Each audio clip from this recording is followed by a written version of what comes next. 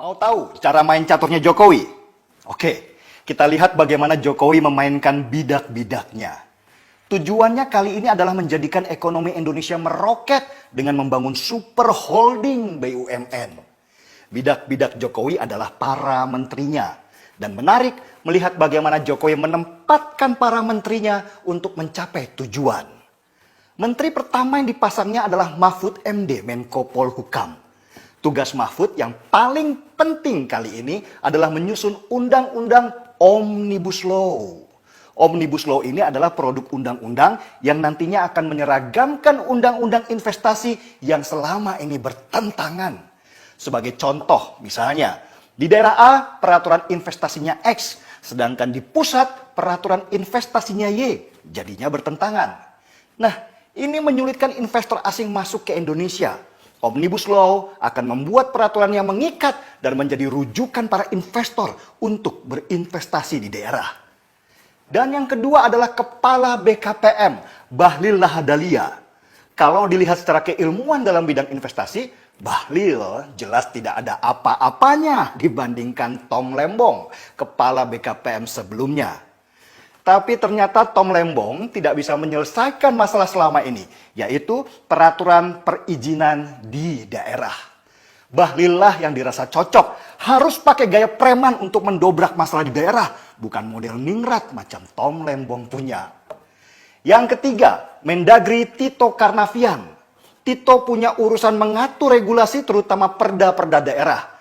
Salah satunya mengatur kembali pilkada langsung yang malah menjadikan bupati dan wali kota raja-raja kecil yang menghambat investor asing dengan segala peraturannya yang rumit. Yang keempat, ada KPK. KPK selama ini dianggap sebagai momok untuk pemerintahan daerah melakukan inovasi supaya investor asing masuk.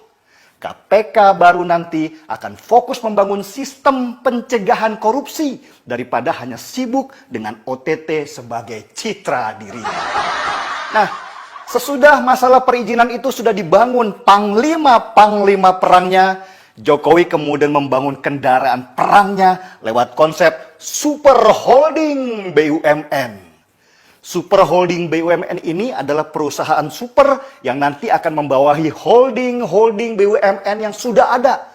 Rencana namanya adalah Indonesia Incorporation. Untuk apa super holding BUMN ini?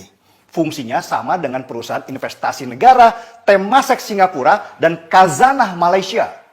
Dengan menggabungkan aset seluruh BUMN dalam satu wadah perusahaan investasi, maka perusahaan super holding ini akan bisa membeli saham perusahaan-perusahaan multinasional. Dan ketika pemerintah sudah masuk dalam struktur manajemen, maka perusahaan akan diarahkan untuk investasi di Indonesia. Dengan begitu, masalah pengangguran kelak akan teratasi karena banyaknya lowongan kerja. Ada pepatah yang mengatakan, kalau kamu tidak bisa memaksa mereka masuk ke tempatmu, maka beli mereka. Berapa sih sebenarnya total aset BUMN kita? Untuk melihat perbandingan dengan negara lain, kita lihat dulu perusahaan negara Khazanah Malaysia. Mereka mengelola aset BUMN mereka senilai total 500 triliun rupiah. Sedangkan Temasek Singapura yang sudah mendunia itu, nilai total asetnya 3.000 triliun rupiah. Dan Indonesia? Ini yang mengagumkan.